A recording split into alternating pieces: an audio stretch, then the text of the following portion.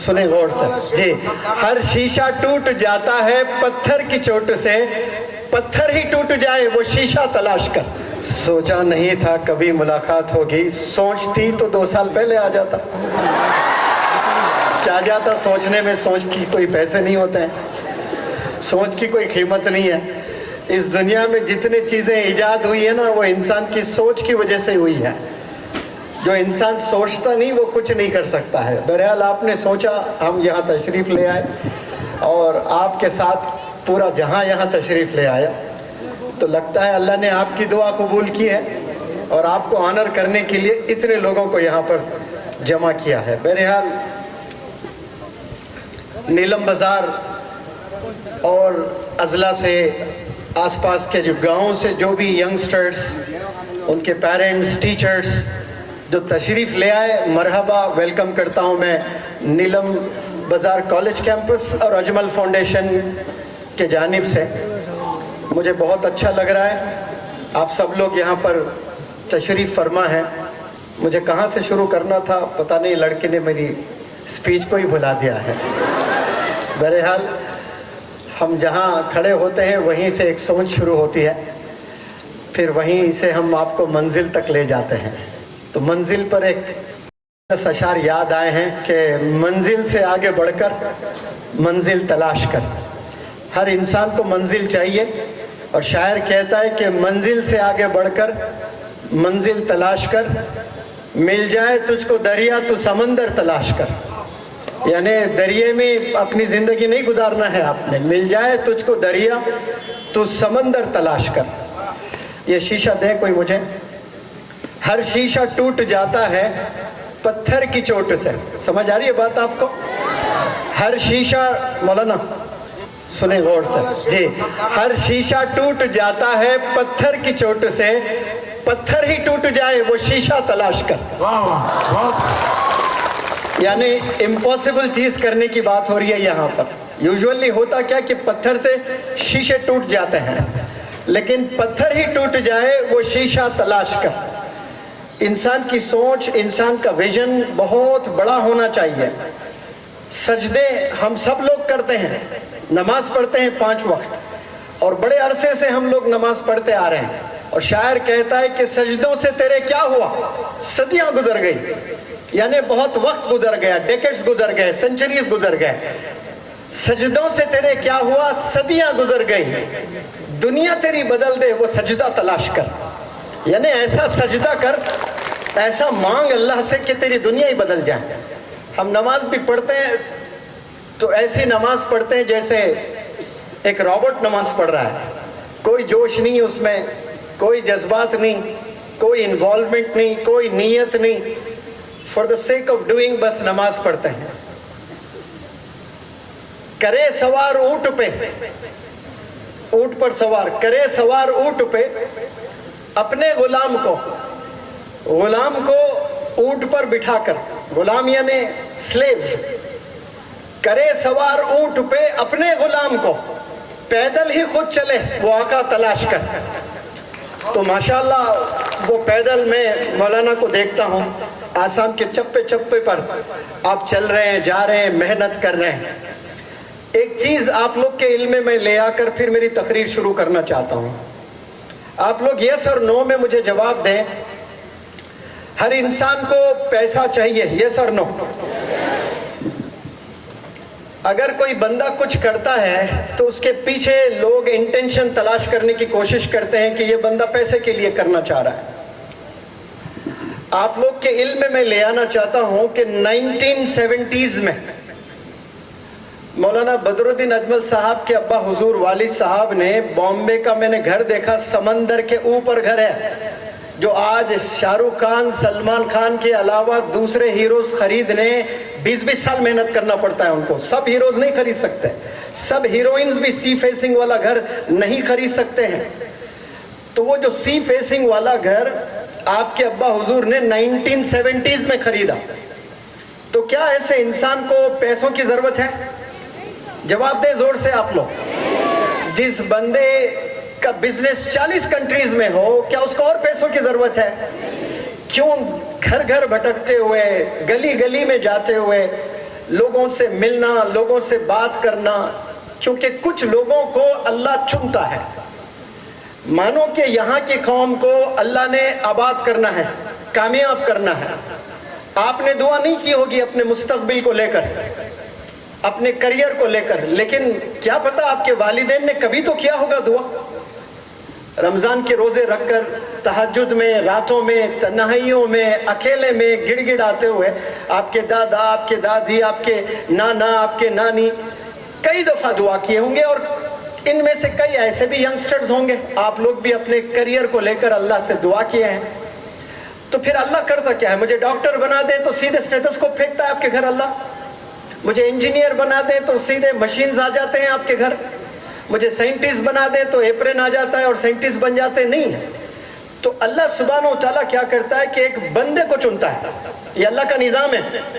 दुनिया जब अल्लाह ने बनाया और दुनिया को बसाना था अल्लाह को, और जानवरों से हजार हजार गुना बेहतर, बल्कि मिलियन टाइम्स बेहतर दुनिया वालों को सिखाना था कि दुनिया कैसी जी जाती है। तो अल्लाह ने क्या किया? प्रॉफिट्स को भेजा है। 1,24,000 प्रॉफिट्स को भेजा है। ये अल्लाह का तरीका है इंसानों को आबाद करने का, इंसानों को कामयाब करने का, इंसानों को रास्ता दिखाने का, इंसानों को गुनाह से बचाने का। ये अल्लाह का एक निज़ाम होता है, तरीका होता है, प्रोसीजर। अब यहाँ आसाम के छोटे छोटे गांव में जिनके वालिदैन, जो बच्चियां, जो बच्चे कभी जिंदगी में तसव्वुर भी नहीं किए होंगे कि हमने इंजीनियर बनना है, हमने डॉक्टर बनना है, हमने आईएएस बनना है, हमने आईपीएस बनना है, इतना बड़ी सोच नहीं रखते हैं लोग, डरते हैं, हैबत होती है उनको बड़ी सोच की, इसलिए कि उनके पास कुछ नहीं होता है। न रहने के लिए घर है, न खाने के लिए खाना है, न पहनने के लिए कपड़ा है। जब इंसान के पास रोटी, कपड़ा, मकान ही नहीं है तो इंसान बड़ा कहाँ सोचता है। मिलियंस और बिलियंस में कोई एक इंसान सोच लेता है, अदरवाइज 99.99% दे गिव अप, सोचते नहीं है।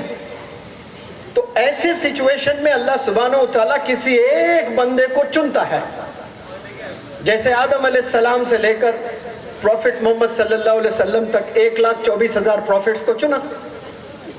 उसी तरह आसाम के लिए अल्लाह ने अगर किसी को चुना है एजुकेशन फील्ड में, तो वो मौलाना बदरुद्दीन अजमल साहब को चुना है। अगर कोई पॉलिटिशियन एजुकेशन में काम नहीं करता है तो सबसे पहले उसके पार्टी के लोग, खुद के पार्टी के लोग और अपोजिशन से एक शिकायत आती है कि क्या इसने क्या एजुकेशन में कुछ किया है। ये बोलते हैं कि नहीं बोलते हैं?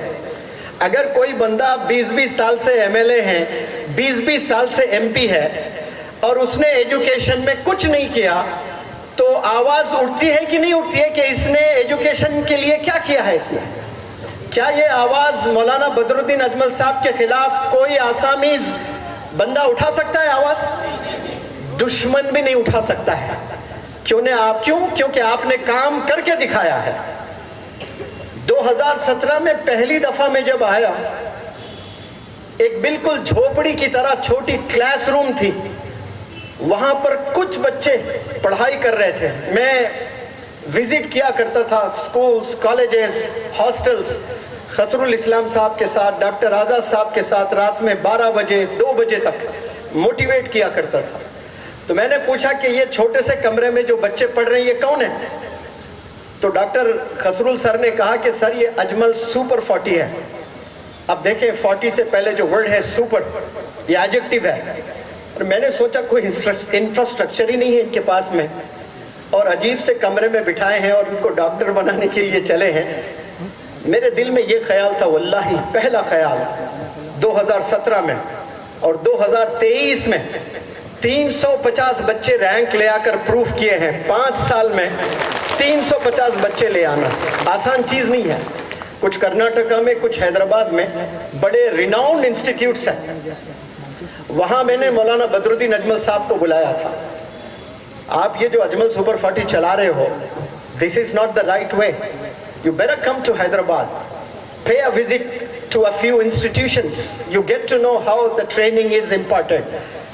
तो जो बंदा देना चाहता है ना, वो हमेशा भूखा रहता है। इमीडिएटली हैदराबाद आए और इतना इम्प्रेस्ड हुए वहां के इंस्टीट्यूट्स को देखकर जो नीट JEE में काम कर रहे हैं, वेरी नेक्स्ट डे डॉक्टर खसरुल इस्लाम साहब को कॉल किए और बताए कि आपके तमाम प्रिंसिपल्स को लेकर हैदराबाद आ जाइए।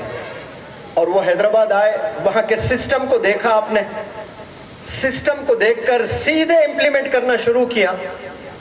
5 साल में 850 बच्चे एप्रन पहने हैं माशाल्लाह। Big round of applause. It's not that easy, आसान नहीं होता है। खानदान खानदान गुजर जाते हैं, कोई एक डॉक्टर नहीं निकलता है। देखें आप लोग खानदान में तलाश करें, आपके खानदान में कोई डॉक्टर है क्या? नहीं मिलते हैं। लेकिन मैं पूरे जिम्मेदारी से कह रहा हूं, घर घर इंशाल्लाह डॉक्टर्स होंगे। अगर आप लोग ठान लें कि मुझे पढ़ाई करनी है, मुझे मेहनत करनी है, तो हर घर से एक इंजीनियर निकलेगा, हर घर से एक साइंटिस्ट निकलेगा, हर घर से एक डॉक्टर निकलेगा। और माशाल्लाह मेरा जो मोटिवेशन का काम है, बनारस से सर आकर आधा काम तो उन्होंने ही किया, आप लोग को बड़ा ज़बरदस्त मोटिवेट किया। मैं उन्हें थैंक यू कहना चाहता हूँ कि मेरे से पहले ही आपके सीनों में सर ने जोश डाल दिया। अब तो माशाल्लाह IAS IPS ऑफिसर्स भी आसाम से निकलेंगे। आप इमेजिन करें कि 10 साल पहले आसाम के बच्चे क्या एजुकेशन को लेकर बड़े ख्वाब देखा करते थे? बिल्कुल भी नहीं देखा करते थे। 10th पढ़ाई कर ली, बिलखुसूस if I talk about girls, 10th 12th के बाद उनकी शादी होती, किचन में जाते और रोटी चावल बनाकर जिंदगी गुजर जाती उनकी। लेकिन आज बच्चियों के हाथ में एप्रन दिया जा रहा है, स्टेथोस्कोप दिया जा रहा है, स्पिग्नैनोमीटर दिया जा रहा है, बच्चियों को एडवोकेट बनाया जा रहा है, मैजिस्ट्रेट बनाया जा रहा है, IAS ऑफिसर्स बनाया जा रहा है। ये आसान हुआ कब? जब अजमल फाउंडेशन ने ये इरादा किया है कि मुझे जिंदगी पूरी आसाम के यंगस्टर्स के लिए सर्व करना है। इतनी मेहनत अगर ये पॉलिटिक्स में कर लेते तो न जाने कितने और मजीद MLAs होते और मजीद MPs होते। लेकिन आप लोग का बहुत सा वक्त मैं देख रहा हूँ एजुकेशन पर सर्व किया जा रहा है, तभी तो जाकर हजारों डॉक्टर्स बन रहे हैं। मेरे साथ मेरे उस्ताद डॉक्टर रफीक साहब आए थे, वो 4 मेडिकल कॉलेजेस के chief adviser and World Health Organization के लिए 12 साल काम किए थे। वो जब आए तो आसाम पर स्टडी किए, रिसर्च किए और रिपोर्ट दिए मौलाना बदरुद्दीन अजमल साहब को कि आपका जो आसाम है ना स्टेट, ये पूरा आसाम मिलकर 800 बंदों को डॉक्टर बनाता है। अभी शायद 1200-1500 बन रहे होंगे, लेकिन way back in 2017 when he did research, आपने बताया कि पूरा आसाम मिलकर 800 बंदों को डॉक्टर बना रहा है। आप 700 को, आप हैदराबाद आइए, 2 माइनॉरिटी कॉलेजेस, सिर्फ 2 माइनॉरिटी कॉलेजेस मिलकर 550 डॉक्टर्स बना रहे हैं। ये बात मौलाना के दिल में उतरी और इतना मेहनत करवाए अजमल के टीचर से, डॉक्टर खसरुल इस्लाम साहब से और अजमल सुपर 40 के विराट कोहली, खदीर सर पता नहीं आज है या नहीं है, यहाँ पर हैं, खड़े हो जाए भाई। हमारे विराट कोहली एक क्रिकेटर ही नहीं होता है भाई, अजमल सुपर 40 का भी विराट कोहली है। ये लोगों से जब जुड़े हैं, मिले हैं, मोटिवेट किए हैं, आप देखिए 1 साल में 350, पूरा आसाम मिलकर 700 और 1 साल में एक ही इदारा, एक ही इंस्टीट्यूट से 350 डॉक्टर्स आना। Is it not less than a miracle? बताएं, ये क्या मिरेकल नहीं है? इट्स ए वंडर माशाल्लाह। ये आसान चीज नहीं है। एक स्कूल नहीं चला सकते आप, स्कूल एस्टैब्लिश कर स्कूल चलाने वालों से जाकर आप पूछें क्या प्रॉब्लम्स होती हैं, जिंदगियां गुजर जाती हैं, कोई एक अच्छा रिजल्ट नहीं आता वहां से। इतने चैलेंजेस होते हैं स्कूल चलाना, कॉलेज चलाना। लेकिन यहाँ मैंने बहुत से बच्चियों से बात किया, पर्सनालिटी डेवलपमेंट में वर्कशॉप्स कंडक्ट करता हूँ अजमल फाउंडेशन में, तो वो जो गरीब घर के जो बच्चियाँ आती हैं, वो बच्चियाँ बताती हैं कि उनके ज़िंदगी में मरियम जो कॉलेज है वो क्या माना रखता है लड़कियों के लिए। वो कहती हैं कि सर हमारे लिए मरियम ऑक्सफोर्ड से कम नहीं है, हम ऑक्सफोर्ड तक नहीं जा सकते हैं, लेकिन हमारे लिए मरियम ऑक्सफोर्ड यूनिवर्सिटी से कम नहीं है। कई बच्चियां तो सिर्फ मरियम को देखकर वापस घर आ जाना चाहती हैं। पढ़ना तो उनके लिए बहुत मुश्किल है, लेकिन एक दफ़ा अपनी ज़िंदगी में अपनी आंखों से मरियम कॉलेज को देखना चाहते हैं। आज ये पॉसिबल हुआ है। अजमल फाउंडेशन ने एक ख्वाब देखा कि Ajmal for education, education for all, इससे बेहतरीन स्लोगन मैं हिंदुस्तान के कोई इदारे में नहीं देखा। इससे बेहतरीन इंस्पायरिंग जबरदस्त स्लोगन मैंने नहीं देखा। आप देखिए कि Ajmal for education and education for all, यानी हिंदू मुस्लिम गरीब अमीर कितने यतीम बच्चों को मैंने पढ़ाया फ्री में, जो अजमल फाउंडेशन पढ़ाता है। AMRS Ajmal modern residential school, जिसमें बॉयज़ का अलग सेक्शन है, गर्ल्स का अलग सेक्शन है। ऐसे गरीब गरीब घरों के बच्चे आए और 40 दिन में ज़बरदस्त इंग्लिश सीखे हैं मेरा वर्कशॉप अटेंड करके। अब वही बच्चों को नीट की ट्रेनिंग दी जा रही है, JEE की ट्रेनिंग दी जा रही है, कुछ बच्चों को लॉ में लेकर जाएगा। जब तक आप मेहनत करेंगे नहीं, आपको मदद नहीं आने वाली है। याद रखना, आपने कई उलमा हजरात, कई स्कॉलर से सुना होगा कि कर मेहनत खा नियामत, यानी मेहनत करने पर नियामत मिलती है। घर बैठे आपको नियामत नहीं मिलने वाली है अल्लाह की। आपने कदम बढ़ाना है, आप एक कदम बढ़ाओगे तो अल्लाह 10 कदम बढ़ाएगा। आज हम कदम ही नहीं बढ़ा रहे हैं, सिर्फ घर में बैठे रहते हैं और जिंदगी गुजर जाती है हमारी और कुछ अचीव नहीं करते हैं। यहाँ जो नौजवान बच्चे बच्चियां हैं, मैं आपको आज वो चीज बताना चाहता हूँ जिसकी वजह से आप अपने ख्वाब पूरा नहीं कर सकते हैं। आपके दिलों में इरादे तो हैं, उमंगे तो हैं, ड्रीम्स हैं, डिजायर्स हैं, मिशन भी है, विजन भी है, एम्बिशन भी है, लेकिन you are not able to accomplish your dreams. आपके ख्वाब जरूर हैं लेकिन आप अपने ख्वाब पूरे नहीं कर पा रहे हैं। उसके क्या रीजंस हैं? कभी आप खुद अकेले इन सॉलिट्यूड तन्हाई में बैठकर पेन पेपर लें और रीजंस लिखें कि क्या पहले मुझे ड्रीम है कि नहीं है, क्या मैं कामयाब होना चाहता हूं कि नहीं होना चाहता हूं। जवाब अगर आता है कि हाँ मैं कामयाब होना चाहता हूं, क्योंकि देखें लोग अजीब अजीब किस्म के होते हैं। एक किस्म के लोग ऐसे भी होते हैं जो कुछ करना चाहते हैं, दूसरे किस्म के जो लोग होते हैं कि बहुत कुछ करना चाहते हैं, तीसरे जो लोग होते हैं कुछ नहीं करते हैं, और चौथे जो किस्म के लोग होते हैं कुछ करना ही नहीं चाहते। मैंने 4 किस्म के लोग के बारे में बात की है। मुझे पूरा यकीन है कि अगर मैं माइक लेकर आपके पास आकर अभी पूछ लूं कि ये 4 कौन से किस्म हैं, आप नहीं बता पाएंगे। क्यों? क्योंकि आप वो फोकस्ड होकर सुन ही नहीं रहे हैं मुझे। क्लासरूम में बच्चे ऐसे ही बैठते हैं, फिजिकली प्रेजेंट तो होते हैं लेकिन मेंटली प्रेजेंट नहीं होते हैं। मैंने पहला किस्म कहा कि कुछ करना चाहते हैं, ऐसे ग्रुप ऑफ पीपल है, और दूसरी जो कैटेगरी है बहुत कुछ करना चाहते हैं। तीसरी जो कैटेगरी है कुछ नहीं करते हैं। चौथी जो कैटेगरी है वो कुछ नहीं करना चाहते हैं, यानी उनका इंटेंशन ही नहीं है। अब जो 5वीं कैटेगरी के भी हैं वो कौन है? जो कुछ करते हैं या कुछ करना चाहते हैं या बहुत कुछ करना चाहते हैं, उनकी टांग पकड़कर खींचते हैं वो। ये 5वीं कैटेगरी के लोग हैं। ये बड़े डेंजर लोग होते हैं सोसाइटी के लिए, कंट्री के लिए भी। ना खुद करते हैं ना दूसरों को करने देते हैं। इसको अंग्रेजी में कहते हैं कि dog in the manger, MANGER, dog in the manger. मतलब ना वो फायदा उठाता है खुद, ना दूसरों को उठाने देता है, ना खुद करता है सोसाइटी के लिए कुछ, ना दूसरों को करने देता है। जब कोई बंदा कदम आगे बढ़ाकर कुछ काम करना चाहता है सोसाइटी के लिए, उसके पीछे लोग लग जाते हैं टांग पकड़कर खींचने के लिए। तो ऐसे लोगों के लिए पूरे भारत देश में ऐसे भी लोग हैं बहुत। उन लोगों को मैं सवाल करता हूं, तो फिर आप क्रिटिसाइज जो करते हो ना, फिर आप जिन पर भी आप उंगली उठाते हैं उनसे 10 गुना अच्छा करके आप दिखाओ, मिसाल बनो। मैं सिर्फ अजमल फाउंडेशन की बात नहीं कर रहा हूं, कोई भी इदारे पर आपकी उंगली उठती है। उंगली उठाना आज बहुत आसान है, लेकिन मेहनत करना, काम करना बहुत टफ है। आप कर कर दिखे, आपको पता चलेगा। एक दिन नहीं कर पाओगे आप, 1 महीना, 1 साल, 10 साल, 20 साल तो बहुत दूर की बात, एक दिन 24 घंटे नहीं कर पाएंगे। लेकिन बैठकर उंगली उठाना, क्रिटिसाइज करना, ये कितना आसान है। लेकिन फिर भी मैं कहता हूँ क्रिटिसिज्म भी बहुत अच्छी चीज है। ये क्रिटिसिज्म की वजह से लोगों को एक चैलेंज मिलता है।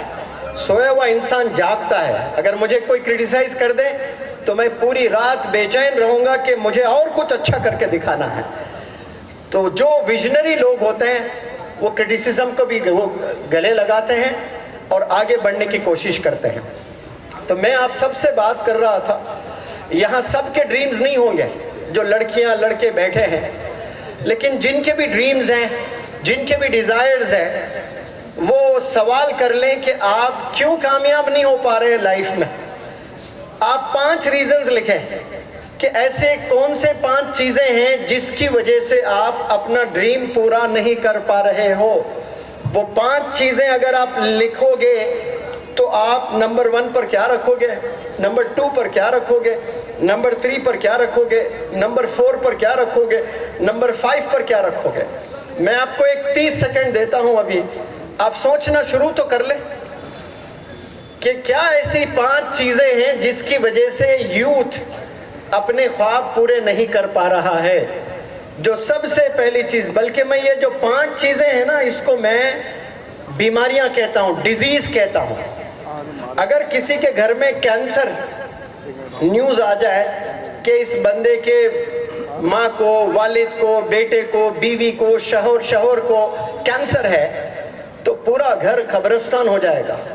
खुशी खुशी से चलने वाला घर में मातम सा छा जाएगा पूरे घर में, क्योंकि cancer is regarded very dangerous disease. लेकिन आज डॉक्टरों की मेहनत से कैंसर भी आसान होने लगा है, इलाज पॉसिबल है। बड़ी मिसाल आप लोग के सामने है, एक क्रिकेटर है जो कैंसर से गुजरा है, लेकिन अभी ठीक होकर क्रिकेट अभी भी खेल रहा है। क्या नाम है?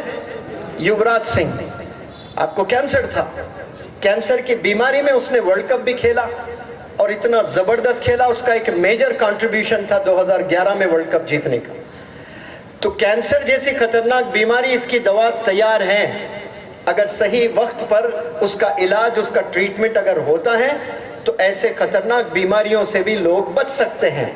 लेकिन मैं जो बीमारी की बात कर रहा हूँ, इसकी कोई दवा नहीं है, कोई मेडिसिन नहीं है, कोई ट्रीटमेंट नहीं है, बस एक ही चीज है, तबाही तबाही तबाही, बर्बादी बर्बादी बर्बादी।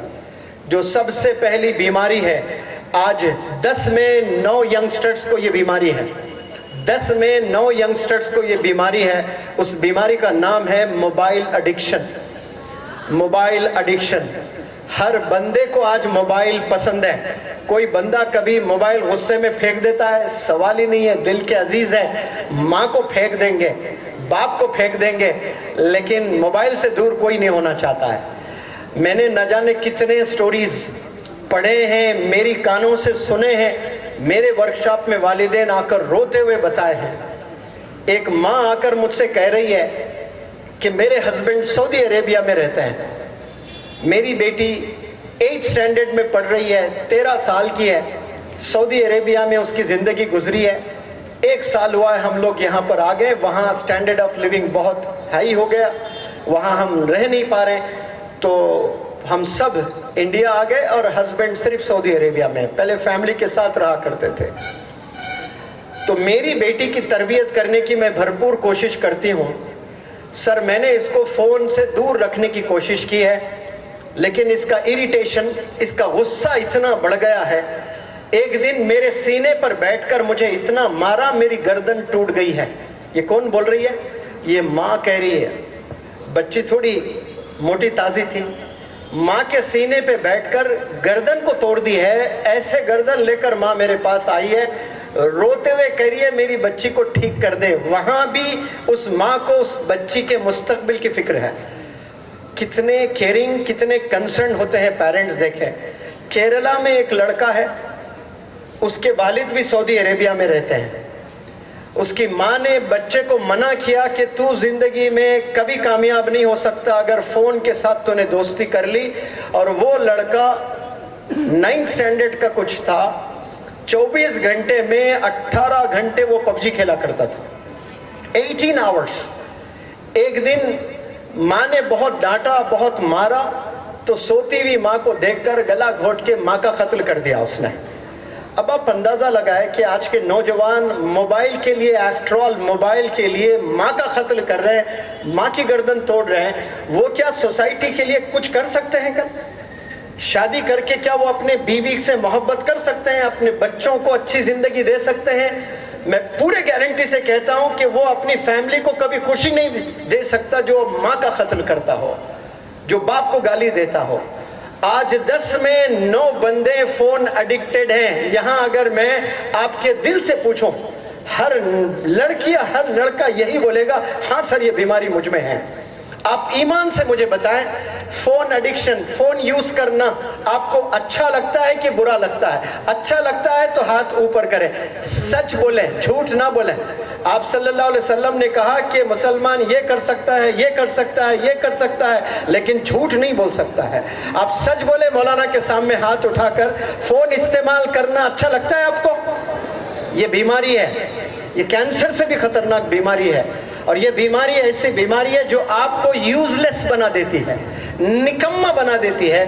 दिमाग जो अल्लाह ने दिया ना, इसकी वजह से इंसान को अल्लाह ने अशरफ कहा, वरना हाथी का भी दिमाग है, शेर का भी दिमाग है, कुत्ते का भी दिमाग है, गधे का भी दिमाग है, लेकिन सबको अल्लाह ने आला नहीं कहा, बेहतरीन नहीं कहा।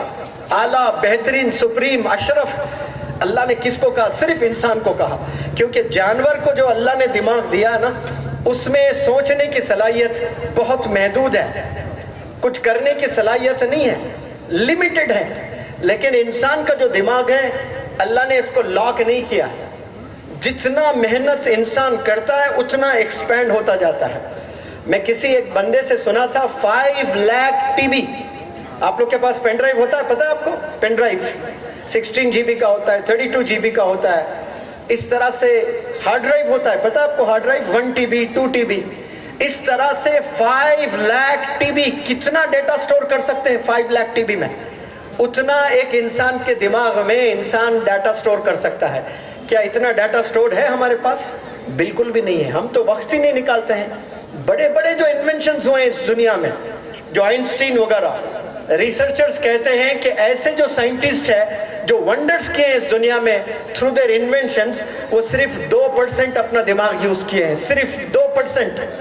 अब जब आइंस्टीन जैसा बंदा 3%, 4% यूज कर रहा है, तो हम अपना दिमाग कितना यूज कर रहे हैं? हम यूज ही नहीं कर रहे हैं। और फिर हम ख्वाब देखते हैं कि हमारे पास गाड़ी होनी चाहिए, बंगलो होना चाहिए, अच्छी जिंदगी होनी चाहिए। ये तो सब ख्वाब देखते हैं, लेकिन जब ख्वाब पूरा नहीं होता है ना, तो इंसान डिप्रेशन में चला जा रहा है। आज देखें 10 में 5 यंगस्टर्स डिप्रेशन में हैं। क्यों? उनके एक्सपेक्टेशंस हैं और वो फुलफिल नहीं हो रहे हैं। पहले ख्वाब सब नहीं देखा करते थे, अमीर घराने के बच्चे ही बड़े ख्वाब देखते थे। आज रिक्शा चलाने वाला बच्चा भी आईफोन चाहता है, जीन्स चाहता है, ब्रांडेड टी शर्ट चाहता है, गॉगल्स चाहता है, हर चीज चाहता है। वो भले मिले ना मिले ये सेकेंडरी मैटर, लेकिन उसको वो चाहिए, वो सोच है, वो सोच रखता है। और वो जो चीज नहीं मिलती है ना, वो इंसान को डिप्रेशन में डाल देती है। तो आज बीमारियों से जूझ रहा है यंगस्टर्स, बिलखुसूस बॉयज एंड गर्ल्स के लिए मैं कह रहा हूं, और ये सच बात कह के जा रहा हूं आपके सामने में। ये बीमारियां हैं जो दिख नहीं रही हैं आपको, जो आपके करियर को तबाह कर देगी, जिंदगी को बर्बाद कर देगी। कहीं के नहीं रहेंगे आप लोग। शादी होगी, बच्चे होंगे, रेंटेड हाउस पर रहेंगे, बमुश्किल 15-20 हजार रुपए आप लोग कमाएंगे, 25 हजार मोस्टली कमाएंगे। घर नहीं चलेगा भाई 25 हजार में। आज 1 लाख कोई कमाता है, मेरे नजदीक वो गरीब इंसान है। अगर कोई 1 लाख आज के दौर में कमा रहा है, मुनव्वर जमा के नजदीक वो गरीब इंसान है। क्यों? इतनी महंगाई हो गई है। अब आप 20-25 हजार कमाने वाले, कितना टफ लाइफ हो रही होगी उनकी। क्यों? उन्होंने अपनी माजी में अपनी जिंदगी को तबाह कर लिया। अगर आपका करियर तबाह हुआ है, उसके होल एंड सोल रिस्पॉन्सिबल आप ही हैं। आप जब क्लास में थे, स्कूल में थे, कॉलेज में थे, यूनिवर्सिटी में थे, अल्लाह ने आपको बेहतरीन अपॉर्चुनिटीज कामयाब होने की दी, लेकिन आपने अवेल नहीं किया। आपने दुआ की, आपके वालिदैन ने दुआ की है कि सर हम कामयाब होना चाहते हैं। अब आप बोलते तो जरूर हैं, लेकिन मेहनत ही नहीं करते हैं। जब आपने दुआ की है अल्लाह से, तो अल्लाह प्लेटफॉर्म देगा आपको, आपको स्कूल ले आकर एडमिशन करवाएगा। अल्लाह के हुक्म के बिना पत्ता भी नहीं हिलता है, तो फिर आप स्कूल जा रहे हो, कॉलेज जा रहे हो, ये किसके हुक्म से जा रहे हो? ये अल्लाह के हुक्म से जा रहे हो। वरना ऐसे कितने बच्चे हैं जिनके हाथों में आज बेगिंग बॉल्स हैं, जो भीख मांगते हैं। ऐसे कितने बच्चे हैं जिनके हाथों में आज ब्रूम स्टिक्स है, झाड़ू है, वो रोड झाड़ रहे हैं, घर साफ कर रहे हैं, दूसरों के घर जाकर बर्तन धो रहे हैं। लेकिन आपको अल्लाह ने आपके हाथों में किताबें थामी है, पेन थामा है अल्लाह ने। क्यों? आपको कामयाब करना चाहता है अल्लाह ने। तो अल्लाह ने आपको एक प्लेटफॉर्म दिया। अब उसके बाद जो मेहनत करनी है वो आपने करनी है। अल्लाह एक चीज, एक प्रोसेस कर कर छोड़ देता है आपको, यहाँ लाकर छोड़ता है, यहाँ से तूने मेहनत करना है, यहाँ से तूने अपनी जिंदगी को संवारना है। जो मेहनत करते हैं वही अपनी जिंदगी को संवारते हैं, जो बैठे रहते हैं वो कुछ नहीं करते हैं। जो सबसे पहली बीमारी है वो है मोबाइल एडिक्शन। इस मोबाइल एडिक्शन की वजह से 70% टैलेंटेड बच्चे, 70% टैलेंटेड बच्चों की बात कर रहा हूं मैं, एमलेस बच्चों की बात नहीं कर रहा हूं मैं, एम्बिशियस बच्चों की बात कर रहा हूं। उनके ड्रीम्स हैं, एम्बिशन है, स्टूडियस हैं, स्मार्ट है, टैलेंटेड हैं, लेकिन मोबाइल में जिंदगी गुजर रही है। इसकी वजह से अपने एकेडमिक्स में वो लोग वंडर्स नहीं कर पाए, हालांकि उनमें वो पूरी कैपेबिलिटी है, वो पूरी एबिलिटी है जो एकेडमिक्स में वंडर्स करें। अल्लाह ने ये सलाहियतों से नवाजा है उस बंदों को, लेकिन वो बंदे वक्त नहीं निकालते हैं तालीम पर, पढ़ाई पर। क्यों? पूरी जिंदगी फोन पर गुजर रही है। मैं आपसे अपील करता हूं कि आप लोग इस बीमारी के बच्चे कितनी देर फोन इस्तेमाल कर रहे हैं, फोन इस्तेमाल कर रहे हैं तो क्या देख रहे हो? अच्छी चीज देखने की तलाश में 99 बुरी चीज देख लेते हैं हम फोन में। हम कहते हैं पेरेंट्स को कि मुझे ऑनलाइन ये कोर्स करना है, मुझे गूगल पर ये रिसर्च करना है, ये स्टडी करना है। अच्छी चीज की तलाश में, एक अच्छी चीज की तलाश में 99 बुरे चीजें हम देख लेते हैं, यानी 99 मिनट्स हम वेस्ट कर बैठते हैं।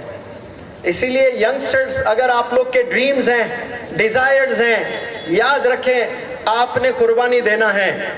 बिना कुर्बानी इस दुनिया में किसी को कामयाबी नहीं मिली है।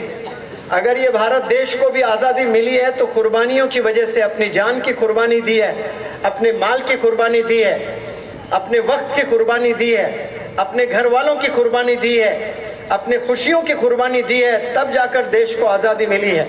बिना कुर्बानी कभी किसी को कामयाबी मैसर नहीं होती है, याद रखें। तो आपने अगर कुछ बड़ा करना है अपने जिंदगी में, कुछ बहुत बड़ा करके अपना नाम रोशन करना है, तो आपने कुर्बानी देना है। और उस कुर्बानी का नाम क्या है? सबसे पहले किस चीज की कुर्बानी देना है आपने? मोबाइल को छोड़ना पड़ेगा आपको। वाकई अगर आप कामयाब होना चाहते हैं, आप देखें हैदराबाद का एक लड़का माइक्रोसॉफ्ट में जाकर आज सीईओ के तौर पर काम कर रहा है, जिसका नाम है सत्या नडेला। वो आप ही की तरह स्कूल कॉलेज में पढ़ाई करता था, हैदराबाद पब्लिक स्कूल का लड़का है। उसकी सैलरी पता है आपको? एनुअल पैकेज क्या है? 500 करोड़ कमाता है। कितना भाई? 500 करोड़। यहाँ आकर एक एक से पूछो कि 500 करोड़ में कितने जीरोस होते हैं, 90% बंदे तो बोल ही नहीं सकते कि 500 करोड़ में जीरोस कितने होते हैं, कितने डिजिट नंबर है 500 करोड़। इंसान की सोच ही नहीं है वहां तक। वो भी तो बंदा कॉलेज में आप ही की तरह बैठता था क्लासरूम में, लेकिन आज कहाँ बैठा हुआ है? आज अमेरिका में बैठा हुआ है, माइक्रोसॉफ्ट में बिल गेट्स की कुर्सी पर बैठा हुआ है। बिल गेट्स को लगा कि मुझसे ज्यादा टैलेंट इस नौजवान में है, मैं जहां तक माइक्रोसॉफ्ट को नहीं लेकर जा सकता हूं, ये नौजवान भारत का ये बंदा लेकर जा सकता है। लिहाजा मैं कुर्बानी देता हूं मेरी कुर्सी की, और मेरे कुर्सी पर इसको बिठाता हूं। ये लोग टैलेंट को सलाम करते हैं, इसीलिए दुनिया के लीडर्स हैं ये लोग। हम लोग कुर्सी पर बैठ गए तो फेविकॉल का रिश्ता लगाते हैं, या तो वो इदारा मर जाए या वो खुद मर जाए, जब तक कुर्सी नहीं जाएगी।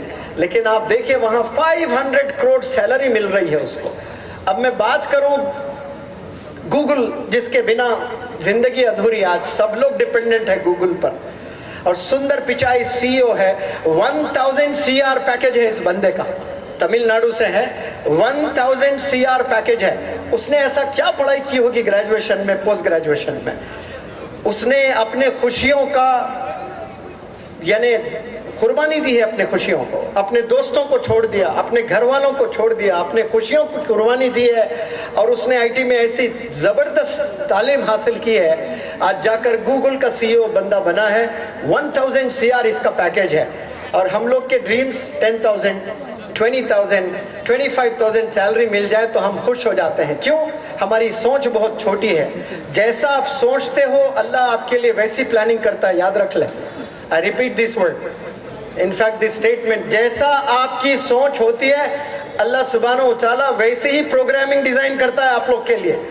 आप अगर 30,000 सैलरी के लिए सोचते हो तो अल्लाह सुब्हानहू व तआला वही कंपनी में ले जाएगा आपको और 30,000 ही दिलाएगा।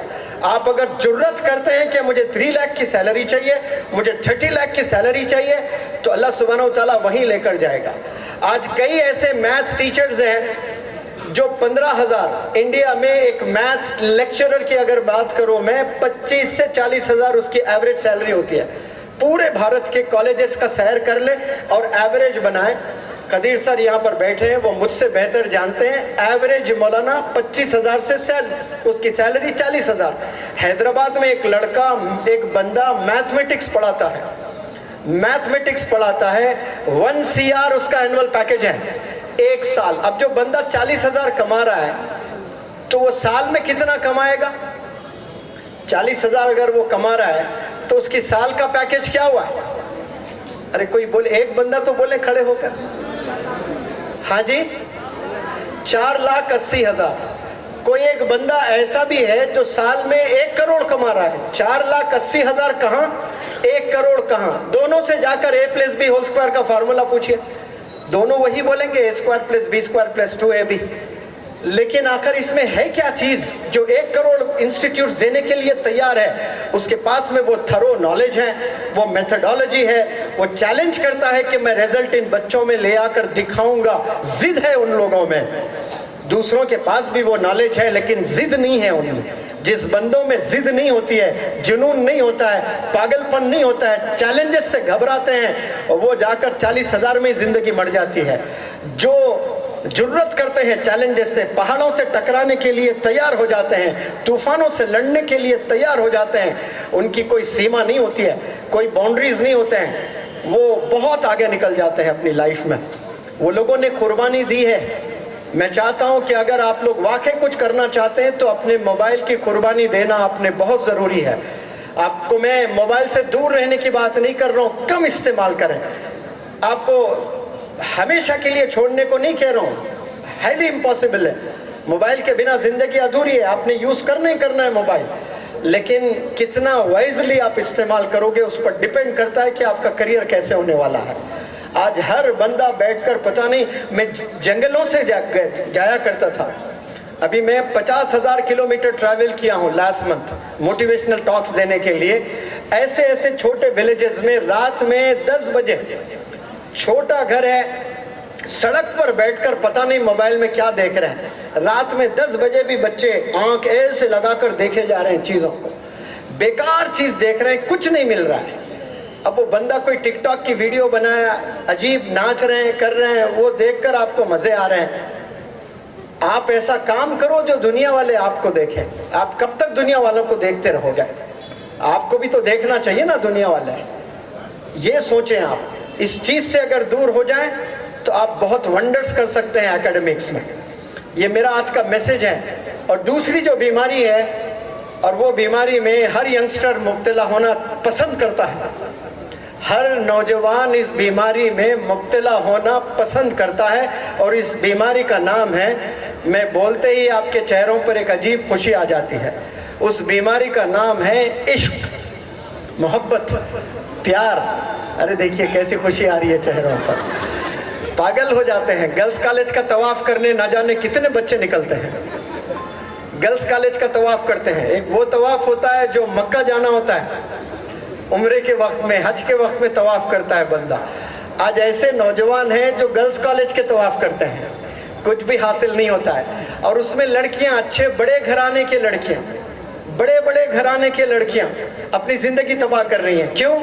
एक लड़के को कॉलेज के पास में गाड़ी चलाते हुए देखे, व्हीलिंग करते हुए देखे, तो उसको सीधा उसका ख्याल जा रहा है, अरे ये तो ऋतिक से कम नहीं है, क्या स्टंट कर रहा है, क्या व्हीलिंग कर रहा है। उस बेचारी को नहीं पता कि वो गाड़ी उस बंदे की नहीं है, वो जो जीन्स पहना है उसके दोस्त का जीन्स है। टी शर्ट पहना है और एक दोस्त का टी शर्ट है, जो चश्मा लगाया वो और एक किसी दोस्त से ले आया है, यानी हर चीज मंगी हुई है, उसकी खुद की कोई चीज नहीं है। अब वो लड़की क्या तस्वुर की दुनिया में चले गई, ये मेरा ऋतिक, मेरा ऋतिक। अब वो स्टंटिंग करके समहाउ कन्विंस करके उस लड़की से रिश्ता बना लेता है और शादी तक बात आती है। और जब बच्ची पूछती है कि आपके डैडी क्या है, तो माय डैड इज होटेलियर। अब होटेलियर जैसा बोलते लड़की समझती है कोई ताज होटल होगा। बाद में पता चलेगा कि एक झोपड़ी में चाय बेचता है, दिन में 10 भी नहीं बिकते हैं चाय। अब वहाँ शादी भी हो जाती है। घर जाने के बाद 24 घंटे में 20 घंटे उस लड़के के वालिदैन के मुंह से गाली के अलावा कुछ नहीं निकलता है। इतने गंदे घराने में जाकर वो शादी कर डिप्रेशन में सुसाइड कर लिए कई सारी लड़कियां। इश्क में आकर नौजवान बच्चियां अपने पूरे करियर को तबाह करते हैं। आपने याद रखिए, आप कितना भी बंदा कैसा भी काला रहे, मैंने ऐसे बहुत से बंदों को देखा, वो बंदे जहां आईएएस क्लियर किए हैं, रंग ब्लैक है, थिक स्किन है, लेकिन यूपीएससी क्रैक किए, अब वहां चांद जैसे गोरे बच्चे आ रहे हैं उसके रिश्तों के लिए। उसने ऐसी मेहनत की है, इकरा का एम्बेसडर बना है, और ऐसे गोरे गोरे बच्चियों के रिश्ते आ रहे हैं। और वो बाप जो है देख रहा है, रिजेक्ट कर रहा है, नहीं गोरी तो है लेकिन नकटी है, इसको हटा दो। गोरी तो है लेकिन छोटी खत की है, इसको हटा दो। क्यों? इसका डिमांड बढ़ गया है। तो इश्क होना ये गलत चीज नहीं है, लेकिन इश्क के लिए अल्लाह ने एक सिस्टम बनाया। मोहब्बत करने के लिए अल्लाह ने शादी बताया कि शादी कर कर आप मोहब्बत करें। लेकिन इंसान शादी से पहले मोहब्बत करना शुरू कर देता है, वो नाजायज संबंध जिसको कहते हैं, हराम का रिश्ता होता है वो। और जो बिगिनिंग हराम के तरीके से शुरू करते हैं, उसका अंजाम भी वैसे ही होने वाला है। कॉलेज की उम्र में आपको इश्क होना चाहिए किताबों से, नॉलेज से, इल्म से, दीवानगी होनी चाहिए। लेकिन आज 10 में 5 नौजवान बच्चे इस बीमारी में मुब्तला है, जो इश्क में अपनी जिंदगी, अपने करियर को तबाह कर चुके हैं। हालांकि टैलेंट है उनमें, लेकिन एक लड़के से इश्क हो गया, बस खलास, अब उसको और कुछ नहीं सोचता है जिंदगी में।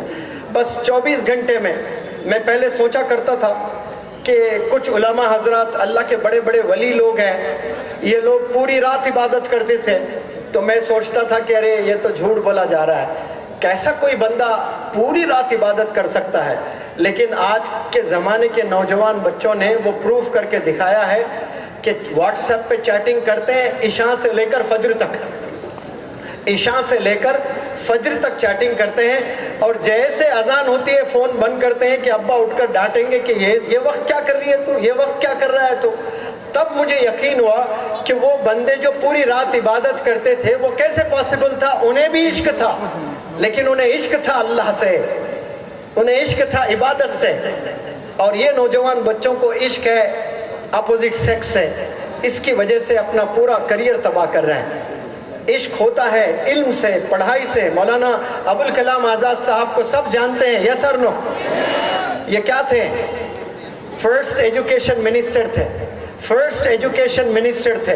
But when he was 12 years old, जब आपकी उम्र 12 साल थी, बाकायदा आपने अपने घर में एक लाइब्रेरी सेटअप किया था। आज अगर मैं 12 साल के बच्चों के घर में आऊं, करीमगंज में या बराक वैली के, आपको कोई घर में लाइब्रेरी नहीं दिखेगी। उस जमाने में किताबें आसानी से मैसर नहीं होती थी, लेकिन आपने किताबों का कलेक्शन रखा, लाइब्रेरी बनाया आपने, और आगे मुस्तकबिल में, फ्यूचर में जाकर क्या बने? एजुकेशन मिनिस्टर बने। आप अपना बचपन किसके साथ गुजारते हो, कैसे गुजारते हो, वही चीज़ आपको फ्यूचर में मिलने वाली है। आप गंदे बच्चों के साथ अपने जवानी को गुजारें, अपनी पूरी ज़िंदगी आपकी गंदी होने वाली है, बर्बाद होने वाली है। आप अच्छे बच्चों से अपनी ज़िंदगी गुजारें, अपनी जवानी गुजारें, आपका मुस्तकबिल, आपका करियर, आपका पूरा ख़ानदान अच्छा होने वाला है। ये डिपेंड करता है कि आप टीनेज में किसके साथ वक्त बिताते हो। आप एम्बिशियस बच्चों के साथ बिताते हो तो आपके ज़िंदगी में भी एक एम्बिशन होगा। आप यूजलेस, एमलेस, होपलेस बच्चों के साथ आपकी जवानी गुजर रही है तो आपकी ज़िंदगी एमलेस होगी। आपकी ज़िंदगी होपलेस होगी, आपकी ज़िंदगी यूजलेस होगी। याद रखें, ड्रीम्स तो सीने में दफन होंगे होंगे, लेकिन पूरी ज़िंदगी एमलेस होगी, पूरी ज़िंदगी आपकी यूजलेस होगी, पूरी ज़िंदगी आपकी होपलेस होगी। कोई उम्मीद नहीं रख सकते आपसे। क्यों? जवानी में जो दिन जो अल्लाह ने दिया आपको ताकत पढ़ने की, समझने की, वो वक्त आपने किताबों के साथ नहीं गुजारा, फ़ोन में गुजारा, फ्रेंड्स के साथ गुजारा, गंदे काम करते हुए आप गुजारे, तो आपकी पूरी ज़िंदगी बर्बाद हो गई है। जब कोई चीज़ करने के लिए ठान लेते हो, याद रखें आपको कुर्बानी देना बहुत ज़रूरी है। यहाँ बहुत से बंदे, अगर मैं बिरयानी कहूँ तो सब लोग को पसंद है अगर मैं पूछूं, लेकिन विराट कोहली से जाकर पूछे कि विराट कोहली के पास पैसे हैं या नहीं है, बहुत पैसे हैं, हर चीज़ खा सकता है, लेकिन कितने डाइट पर उसने गोश्त खाना ही छोड़ दिया अभी फिट रहने के लिए। कितना ज़बरदस्त फिटनेस है उसका, उस बंदे का, क्या क्या नहीं खा सकता है वो बंदा, लेकिन उसे पता है as long as he remains fit he can do wonders for the nation. आज वो फिट है बंदा, फिटनेस की वजह से जाना जाता है, उसकी वजह से वो बेहतरीन ने कैच अभी लिया उसने, दौड़ते हुए पता नहीं कितने मीटर दौड़ा है उसने। वो कह रहा है कि वो जो कैच मैंने पकड़ा है ना, वो मेरी उस वक्त की मेहनत नहीं है, उससे पहले मैंने कई साल मेहनत की है, और वो जो 1 सेकंड मैंने तेज दौड़ा है, अगर मैं फिटनेस पे काम नहीं करता तो मैं 3 सेकंड लगाता उसको कैच को लेने के लिए, लेकिन अब मैंने 2 सेकंड में उस कैच को लिया दौड़कर, तो डिफरेंस सिर्फ वो 1 सेकंड का है, लेकिन 1 सेकंड के लिए मुझे बहुत कुर्बानियाँ देनी पड़ी। मुझे सुबह जागना पड़ा, ट्रेनिंग करनी पड़ी, मुझे मिठाई से, मीठे से दूर रहना पड़ा, मुझे गोश्त से दूर रहना पड़ा, मुझे तेल ऑयली प्रोडक्ट से दूर रहना पड़ा, तब जाकर आज विराट कोहली को सब लोग एडमायर करते हैं, सब लोग क्लैपिंग करते हैं, सब लोग आइडियल मानते हैं।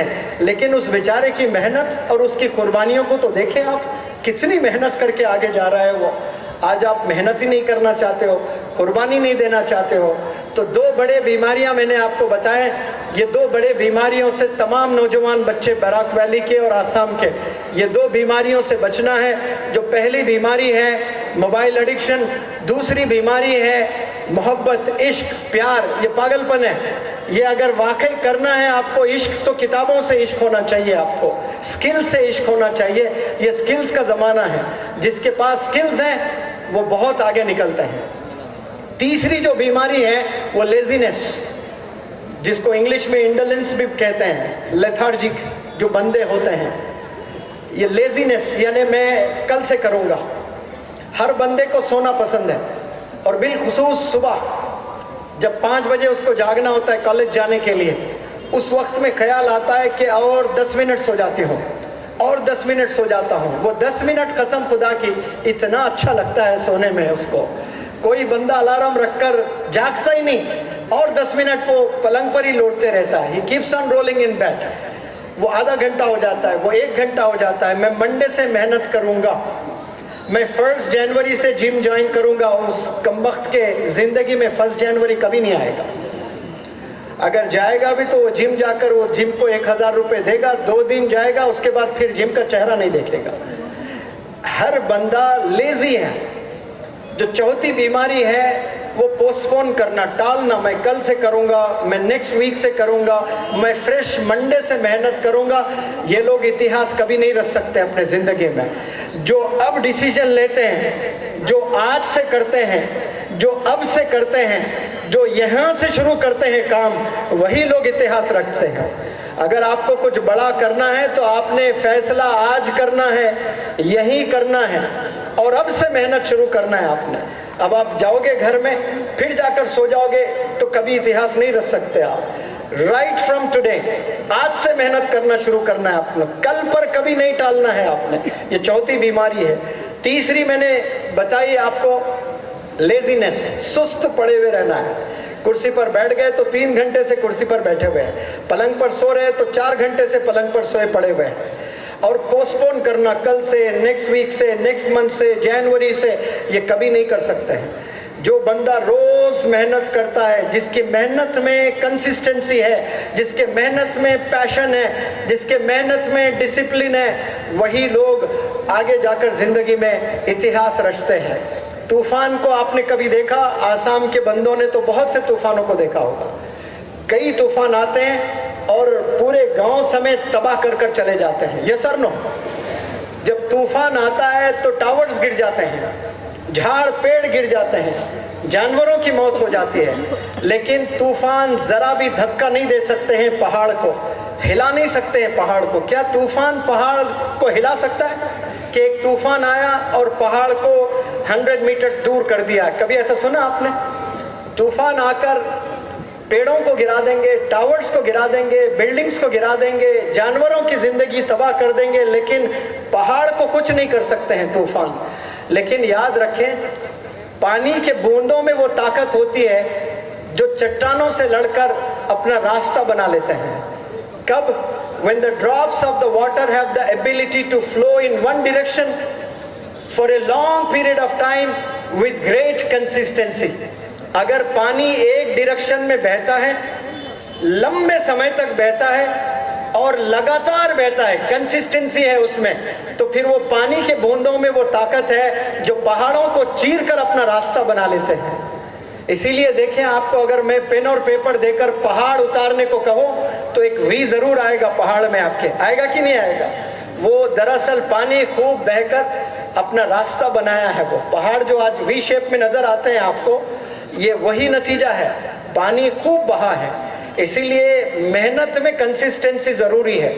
जो JEE, जो नीट और भी मजीद एंट्रेंस के एग्जाम लिखना चाहते हैं बच्चे, वो मेहनत करते, लेकिन इम्तिहान से 2 महीने पहले, 3 महीने पहले वो इतिहास नहीं रचने वाले हैं। आपने 365 डेज मेहनत करना है। नीट वो एग्जाम है, JEE वो एग्जाम है, UPSC वो एग्जाम है, सिविल सर्विसेज वो एग्जाम है जो आपको कुर्बानियां देनी पड़ेंगी, मेहनत करनी पड़ेगी। बिल्कुल पानी के बूंदों की तरह आपने पूरे 365 डेज आपने मेहनत ही मेहनत करना है, तब जाकर कल आप कोई बड़े ऑफिसर बनेंगे, आपका रिकॉग्निशन होगा, लोग आपको सल्यूट करेंगे। और जो 5वीं बीमारी है, ये बड़ी खतरनाक बीमारी है।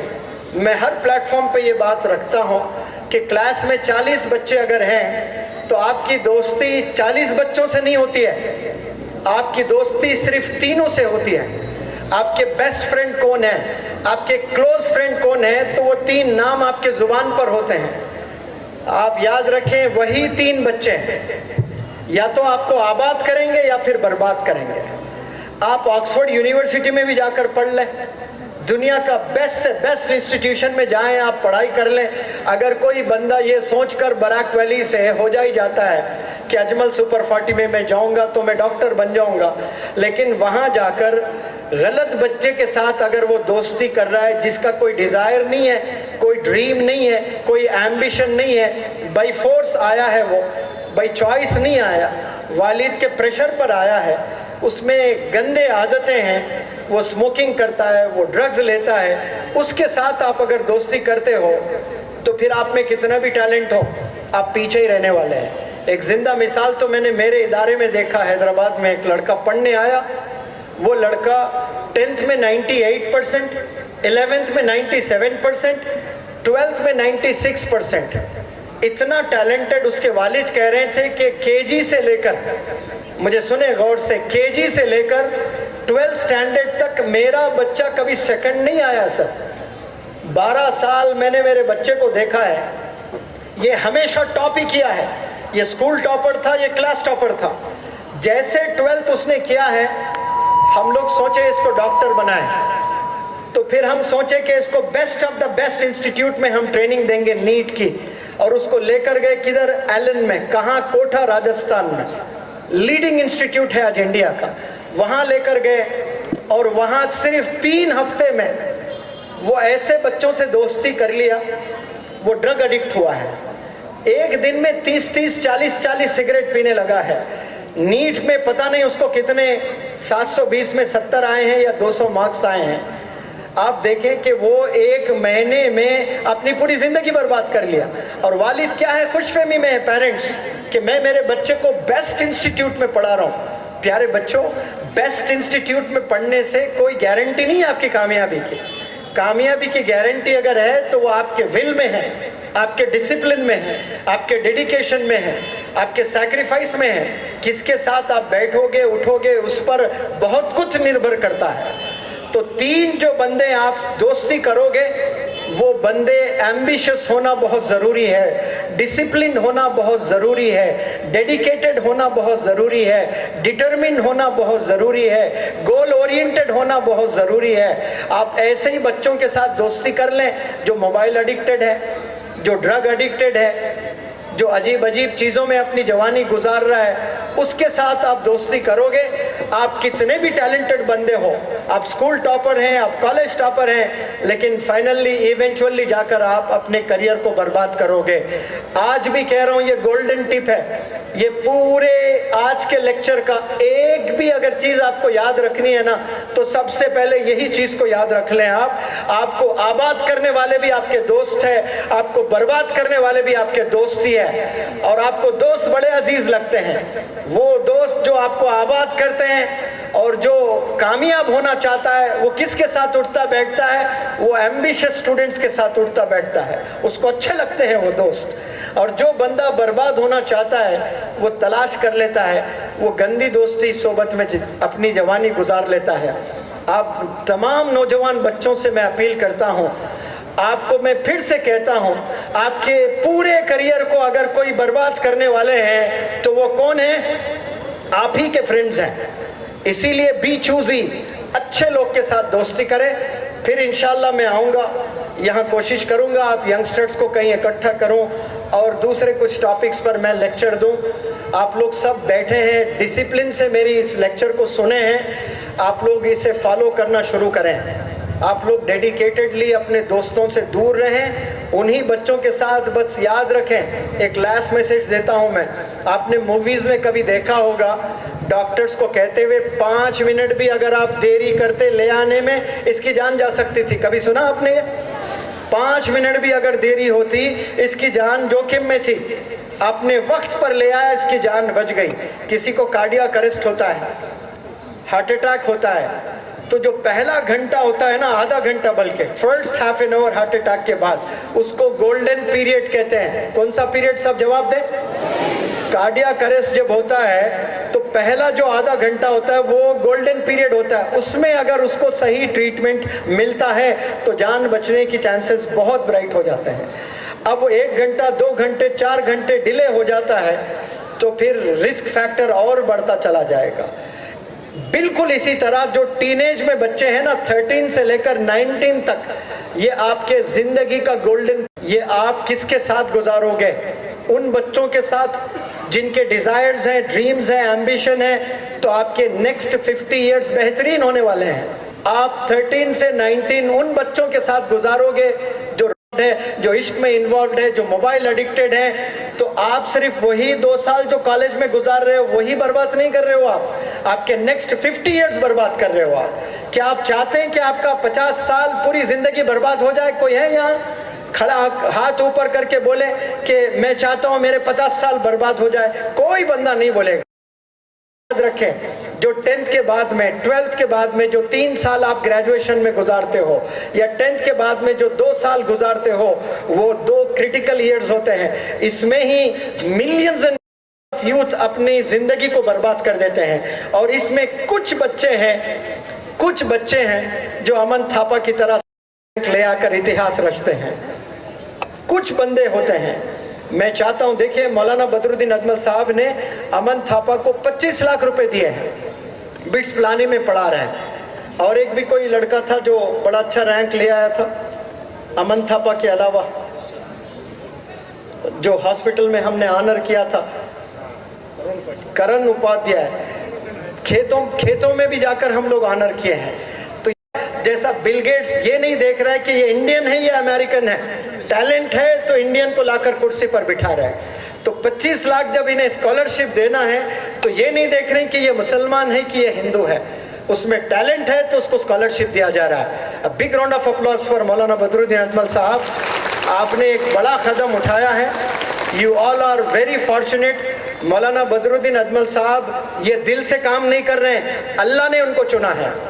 अल्लाह हैज चोजन मौलाना बदरुद्दीन अजमल साहब कि यहाँ के बच्चों के मुस्तकबिल को अल्लाह बदलना चाहता है। आपको कामयाब करना चाहता है अल्लाह सुब्हानहू व तआला, तो क्या करता है, कुछ इदारे बनाता है, कुछ बंदों को तैयार करता है और उस बंदे को अच्छे लोगों से जोड़ता है। अब मौलाना बदरुद्दीन अजमल साहब को एक एजुकेशनल लीडर बनाकर खसरुल इस्लाम साहब को जोड़ा अल्लाह ने, डॉक्टर आज़ाद साहब को जोड़ा, खदीर साहब को जोड़ा, अब तो एक नए मोटिवेशनल स्पीकर भी है और बनारस से माशाल्लाह IPS IAS बनाने के लिए भी आए। ऐसे लोगों को अल्लाह जोड़ देता है, ये अल्लाह की प्लानिंग होती है। तो आप लोग मौलाना बदरुद्दीन अजमल साहब के लिए दुआ करें कि आसाम के लिए अल्लाह सुब्हानहू व तआला आपको अल्लाह खूब सेहत दे और एजुकेशन में खूब काम ले अल्लाह सुब्हानहू व तआला। मुझे यकीन है एक दिन आएगा आप सब लोग मुनव्वर जमा की इस बात को याद रखोगे, 1000 सिर्फ अजमल सुपर 40 से बच्चे नीट क्लियर करेंगे इंशाअल्लाह। 1000 बच्चे, वो कहाँ के बच्चे होंगे, के होंगे, करीमगंज के होंगे, बारपेटा के होंगे, गोलपाड़ा के होंगे, धुबरी के होंगे। यहाँ के बच्चों में गजब का टैलेंट है, लेकिन उनको प्लेटफॉर्म नहीं मिल रहा है, उनको एनकरेजमेंट नहीं मिल रहा है। तो अजमल फाउंडेशन आज तैयार है आपको प्लेटफॉर्म देने के लिए, आपको एनकरेज करने के लिए। क्या आप लोग तैयार हैं?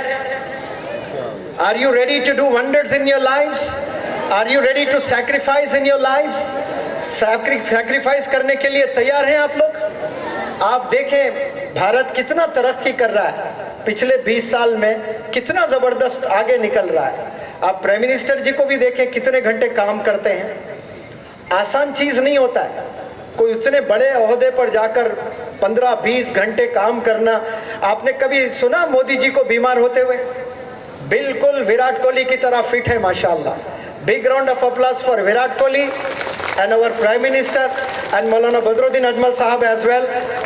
आप देखें मौलाना बदरुद्दीन अजमल साहब, अल्लाह ने आपको सेहत दी है, इतना अगर मोटापा मुझ में होता तो मैं तो कुर्सी पे बैठा रहता, लेकिन माशाल्लाह पूरा आसाम घूम रहे हैं डिस्पाइट हिज हेल्थ इश्यूज के बावजूद भी आप कितना घूम रहे हैं और कितना काम कर रहे हैं। ये पैशन है आपका।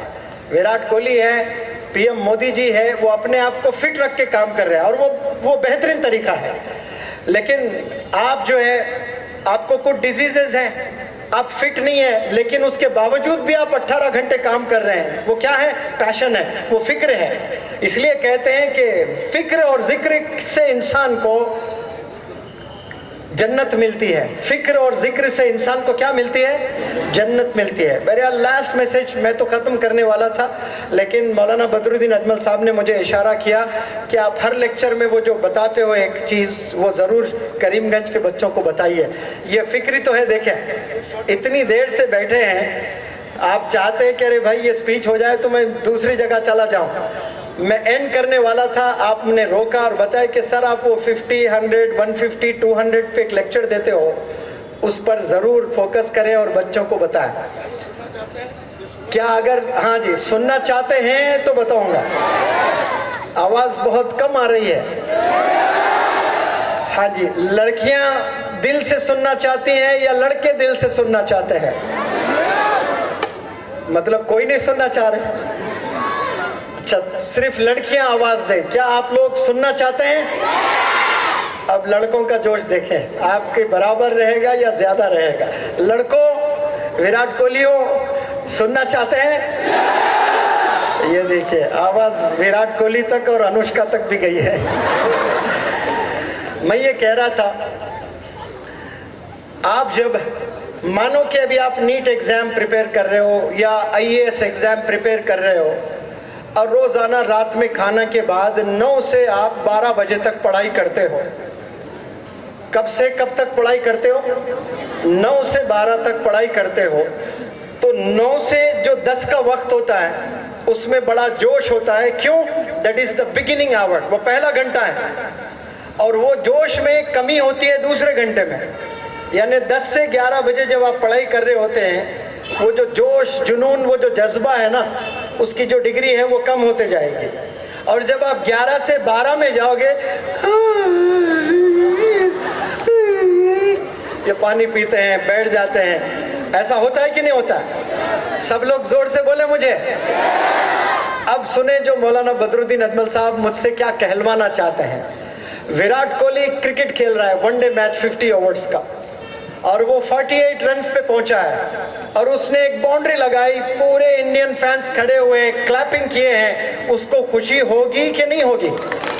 हाँ जी, आप भी क्लैप कर रहे हैं विराट कोहली के लिए, माशाल्लाह। चले, अब वो 98 पर पहुंचा है और 98 पर उसने एक बाउंड्री लगाने को सोचा और उसने जबरदस्त बाउंड्री लगाई, तो जितने 1 लाख स्टेडियम में बंदे बैठे हैं सब खड़े हो जाएंगे क्लैप करने के लिए। अब आपसे मेरा सवाल, उसका जो जोश है वो 48 पर ज्यादा था या 98 पर ज्यादा होता है? Answer me please. 50 बनाने में ज्यादा जोश है या 100 बनाने में ज्यादा जोश है? अब आप जो 3 घंटे पढ़ाई कर रहे हो, 9 to 10 तो बहुत अच्छी पढ़ाई कर रहे हो, लेकिन 10 to 11 आपका जोश कम होते जा रहा है। 11 to 12 मैंने तो डेमोन्स्ट्रेशन दिया ना, आपने सारेगामा के आप लोग पता नहीं लता मंगेशकर बन ये आवाजें आ जाती हैं, यानिंग करने लगते हैं, जमाई लेने लगते हैं। अब वही विराट कोहली जिसने सेंचुरी लगाई है और छक्के चौवे लगाकर फिर वो 148 पर पहुंच गया, तो क्या वो थक जाएगा या 150 मारने की इच्छा रखेगा?